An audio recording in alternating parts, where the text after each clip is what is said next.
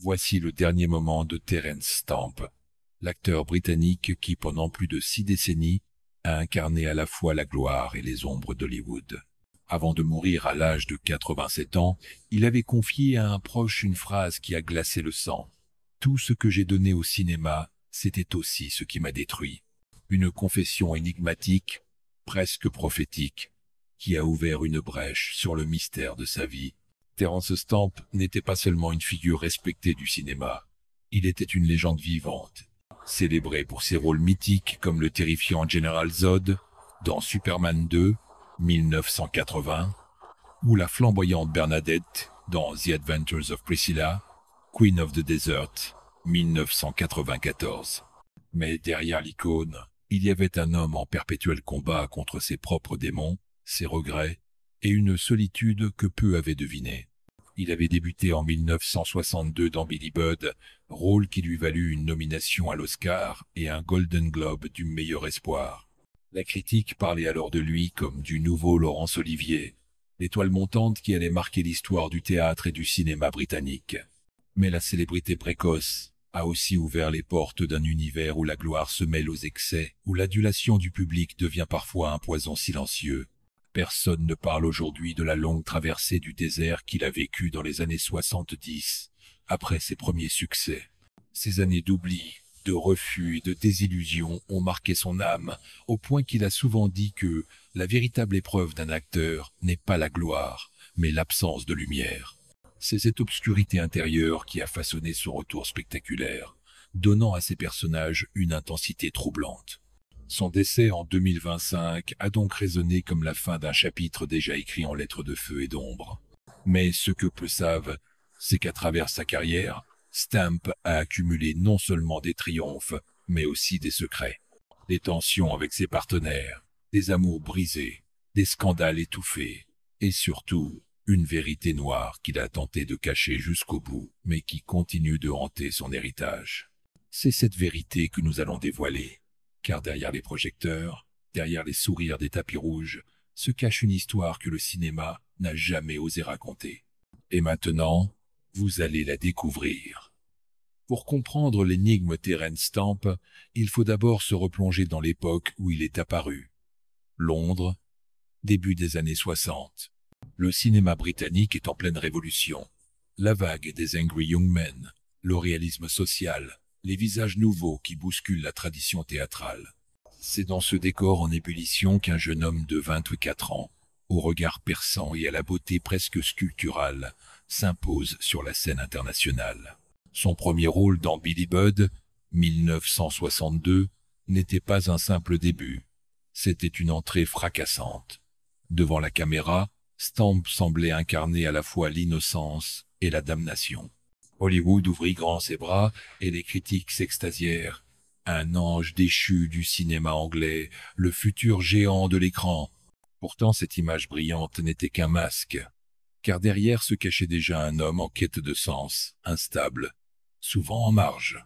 Les années 60 furent pour lui un tourbillon. Ami et compagnon de route de figures comme Michael Caine, il devint une icône du swinging London. Les magazines célébraient son charme. Les producteurs le désiraient, et il fréquentait les cercles mondains les plus prisés. Mais le faste cachait un malaise profond. Stamp était un homme obsédé par l'idée de disparaître derrière ses personnages, de se dissoudre dans l'art de jouer. Une passion dévorante qui allait lui coûter cher. Puis vint la chute.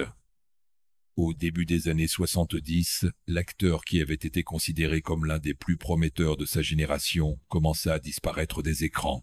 Ses choix artistiques déroutants, son refus de céder aux compromis hollywoodiens et ses relations tumultueuses avec l'industrie l'ont plongé dans une décennie de silence presque total. « J'étais comme un fantôme errant entre deux mondes », avouera-t-il plus tard. C'est ici que naît le thème central de sa vie. L'éternel combat entre lumière et obscurité, reconnaissance et oubli, gloire et solitude. Le grand public se souvient surtout du retour spectaculaire de Stamp.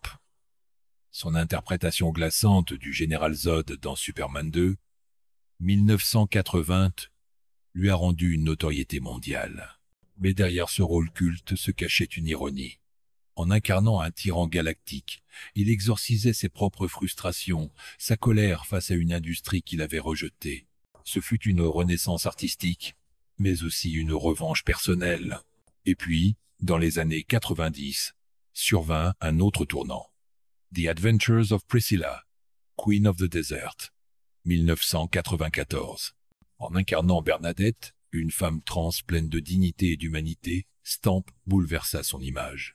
Le public découvrit en lui une profondeur inattendue, une capacité à briser les codes et à transcender les genres. Ce rôle fut acclamé, mais aussi controversé.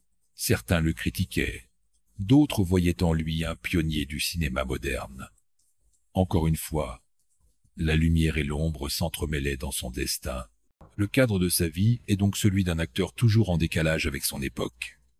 Trop beau pour être pris au sérieux, trop intense pour rester un simple séducteur, trop radical pour se contenter des rôles faciles. Chaque décennie apporta son lot de triomphes, mais aussi de blessures invisibles. Derrière les trophées et les honneurs se profilait une vérité plus sombre. Stamp n'a jamais trouvé sa place, ni à Hollywood, ni dans le cinéma britannique, ni même dans sa propre existence. Ce paradoxe est le cœur de notre récit. Comment un homme, adulé et admiré, a-t-il pu vivre dans un tel sentiment d'exil intérieur? Comment la gloire, censée être une bénédiction, est-elle devenue pour lui une malédiction silencieuse? Le thème central que nous allons explorer est donc celui-ci. Terence Stamp, l'étoile brillante qui a passé sa vie à lutter contre son propre éclat. Et c'est dans ce contraste, entre la magnificence de ses rôles et la noirceur de son vécu intime, que se cache la vérité la plus dérangeante de sa carrière. Tout commence avec une ascension fulgurante. Terence Stamp, ce jeune homme venu de l'East End londonien, s'impose d'un seul coup dans Billy Budd. La presse en fait son chouchou, les studios le réclament, et les femmes s'arrachent ses regards d'acier. Mais déjà, un malaise se cache sous le vernis. Stamp ne se satisfait pas d'être une icône. Il veut être un artiste, un vrai. Cette obsession, louable en apparence, va devenir le fil rouge de ses tragédies. L'événement inhabituel survient dans les années 60, au sommet de sa gloire. Alors que ses contemporains comme Michael Caine ou Sean Connery multiplient les succès commerciaux, Stamp refuse les compromis. On raconte qu'il aurait décliné plusieurs rôles qui auraient pu changer sa carrière, des films devenus cultes, passés entre les mains d'autres acteurs. Était-ce orgueil ou un besoin maladif de se démarquer? Cette exigence radicale finit par l'isoler. Hollywood, royaume impitoyable, n'accorde qu'une seule chance. Et Stamp, en voulant préserver son intégrité, creuse sa propre tombe professionnelle. Le scandale n'est pas médiatique, mais intime. Il disparaît des radars. Pendant près d'une décennie, les années 70, il vit dans une sorte d'exil spirituel. Certains disent qu'il s'était réfugié en Inde, explorant la méditation et les philosophies orientales. D'autres affirment qu'il s'était perdu dans des amours destructrices, incapable de bâtir une stabilité affective. Je cherchais Dieu dans chaque miroir, mais je ne voyais que mon propre vide. Aurait-il confié un jour? Cette confession, longtemps ignorée, révèle le gouffre dans lequel il était tombé. Puis arrive le développement de l'événement, son retour. Quand Richard Donner lui offre le rôle du général Zod dans Superman et sa suite, Stamp renaît. Mais ce n'est pas un retour triomphant au sens traditionnel. Derrière son interprétation terrifiante se cache une rancune brûlante. Il joue Zod comme un exorcisme. L'orgueil, la vengeance, le besoin de dominer, tout cela venait de ses propres frustrations. Le public acclame le méchant, sans savoir que Stamp y avait projeté son ressentiment envers un monde qu'il avait oublié. Mais ce retour n'efface pas les blessures. Le conflit interne persiste. Stamp se sent prisonnier d'une étiquette. Il voulait être reconnu pour sa profondeur, et voilà qu'on l'encensait comme le méchant caricatural d'une superproduction. Il déclarera plus tard « J'ai vendu mon âme à Zod », une phrase qui sonne comme une confession amère. L'événement inattendu survient dans les années 90 avec Priscilla, Queen of the Desert. Stamp surprend tout le monde en incarnant Bernadette, une femme trans élégante et poignante. Ce rôle, loin de son image virile et sévère, bouleverse la critique. Pour la première fois depuis longtemps, il reçoit des louanges unanimes et le public redécouvre un acteur capable de tendresse et de vulnérabilité. Mais cette victoire cache une controverse. Certains dans l'industrie jugent son choix opportuniste, d'autres l'accusent de s'être approprié une identité qui ne lui appartenait pas. Stamp, lui, garde le silence. Mais ses proches affirmaient qu'il considérait ce rôle comme le plus honnête de sa vie. Le point culminant survient dans ces dernières décennies. Si Stamp continue d'apparaître dans des films, son aura reste teintée de paradoxes. Toujours respecté, mais jamais pleinement reconnu comme ses pairs, il incarne à la fois le triomphe et l'échec. À Hollywood, on se souvient de son intensité. À Londres, on se rappelle son début éclatant. Mais partout, on murmure cette idée étrange. Stamp, l'étoile qui brillait trop fort pour durer, avait payé sa sincérité d'une carrière inégale. Et les conséquences, elles sont doubles. D'un côté, son héritage artistique est immense. Un acteur de génie, capable de se réinventer, d'oser l'inattendu, de traverser les genres et les époques. De l'autre, son destin personnel apparaît comme une tragédie silencieuse. Un homme solitaire, rongé par ses choix, hanté par l'idée d'être passé à côté d'une grandeur encore plus vaste. Dans les derniers mois de sa vie, ce paradoxe le poursuivait encore. Ses proches racontent qu'il vivait entouré de souvenirs, mais avec le sentiment que le monde l'avait déjà oublié. « Je suis devenu mon propre fantôme », aurait-il murmuré peu avant sa mort. Cette phrase, lourde de symbolisme, résonne comme le résumé de sa vie entière. L'histoire d'un homme qui a brillé, mais qui a toujours eu peur de s'éteindre. Il y a des vérités que les stars préfèrent taire, mais qui finissent toujours par ressurgir. Dans le cas de Terence Stamp, cette vérité noire ne concernait ni un scandale sexuel, ni un crime de coulisses, mais quelque chose de plus insidieux, la certitude d'avoir été trahi par son propre talent. L'événement déclencheur fut une interview tardive, donnée quelques années avant sa mort.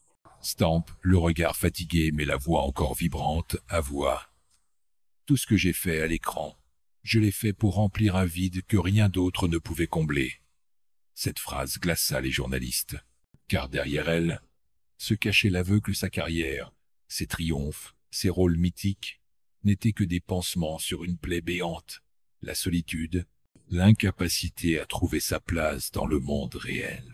Les rumeurs n'ont jamais cessé d'entourer Stamp. Certains affirmaient qu'il avait entretenu des liaisons passionnées mais destructrices, notamment avec des femmes célèbres du swinging London.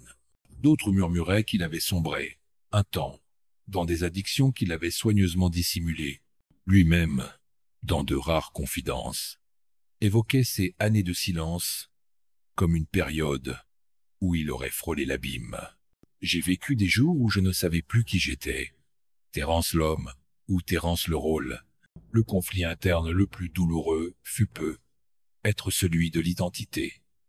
Trop beau, trop charismatique, on l'enferma dans des rôles d'icône glaciale ou de méchant charismatique. Mais Stamp rêvait d'incarner la fragilité, la vérité nue de l'âme humaine. Bernadette, dans Priscilla, fut une tentative éclatante de briser cette cage. Pourtant, même ce triomphe resta pour lui un rappel cruel. Il avait dû attendre la cinquantaine pour enfin être reconnu pour sa sensibilité. L'événement inattendu, plus sombre encore, fut révélé par un ancien ami. Stamp aurait confié peu avant sa mort qu'il regrettait amèrement certains choix. « J'ai refusé des films qui auraient changé ma vie, pas par intégrité, mais par peur. » Ces mots terribles peignent un portrait d'homme rongé non pas par l'orgueil, mais par la crainte de l'échec. La vérité noire, c'est que derrière l'image du comédien audacieux, il y avait un homme paralysé par ses propres doutes. Le point culminant de cette tragédie survint dans ces derniers jours. Isolé, entouré de peu de proches, Stamp semblait hanté par son passé. Les journaux rapportent qu'il relisait souvent des critiques anciennes, comme pour revivre l'ivresse des débuts. Mais au lieu d'y trouver du réconfort, il y voyait un miroir cruel, celui d'un jeune prodige qui avait promis le monde, mais qui s'était heurté à ses propres limites. Les réactions des médias à sa mort furent à la hauteur de sa légende. Hommage, rétrospective, accolade. On célébra le général Zod, on glorifia Bernadette, on rappela son premier éclat dans Billy Budd. Mais derrière ces louanges, certains journalistes plus incisifs rappelèrent ses années d'errance, ses frustrations, son amertume face à l'industrie. Le public, lui, fut partagé entre admiration et mélancolie. Beaucoup découvrèrent alors des aspects méconnus de sa vie, et s'étonnèrent qu'un homme aussi admiré ait pu se sentir si invisible. Ce contraste entre l'image publique et la vérité intime constitue le cœur de son héritage. Terence Stamp n'a pas été seulement un acteur de génie. Il fut aussi le témoin d'un paradoxe universel, celui de l'homme qui atteint les sommets, mais reste prisonnier d'un gouffre intérieur. Il y a des histoires qui se referment comme des livres anciens, avec l'odeur de poussière et le poids des secrets jamais révélés. Celle de Terence Stamp appartient à cette catégorie. Sa mort en 2025 n'a pas seulement marqué la fin d'un acteur, mais aussi la conclusion d'une époque où les légendes portaient leurs contradictions comme des cicatrices visibles. Revoir Stamp, c'est revoir un visage taillé dans le marbre, mais aussi un regard habité par une douleur sourde. Ses rôles n'étaient jamais neutres. Qu'il soit le tyran galactique Zod ou la tendre Bernadette, il laissait toujours filtrer quelque chose de lui-même, comme si chaque performance était un aveu voilé, un fragment de son âme offert au public. Aujourd'hui, en évoquant son héritage, on ressent à la fois la nostalgie et une forme de vertige. Car Stamp n'était pas seulement une star, il était une énigme vivante. Sa carrière inégale, ses silences prolongés, ses retours spectaculaires, tout cela raconte une histoire bien plus profonde que celle d'un simple acteur. C'est l'histoire d'un homme qui a cherché toute sa vie à donner un sens à la lumière des projecteurs, mais qui n'a trouvé que des ombres. Et pourtant, c'est dans ces ombres que réside sa beauté. Terence Stamp restera dans nos mémoires comme l'un de ces artistes qui ne se livrent jamais totalement, qui laisse toujours un secret derrière chaque mot, chaque geste, chaque regard. Une part insaisissable qui fait qu'aujourd'hui encore, nous parlons de lui non comme d'un homme disparu, mais comme d'un mystère vivant. Il y a des histoires qui n'ont jamais été racontées, mais maintenant, vous les connaissez. Terence Stamp, l'étoile fragile, le fantôme lumineux du cinéma, a quitté la scène. Mais son héritage demeure, celui d'un artiste qui a transformé ses blessures en art, ses doutes en intensité, et son silence en mémoire collective.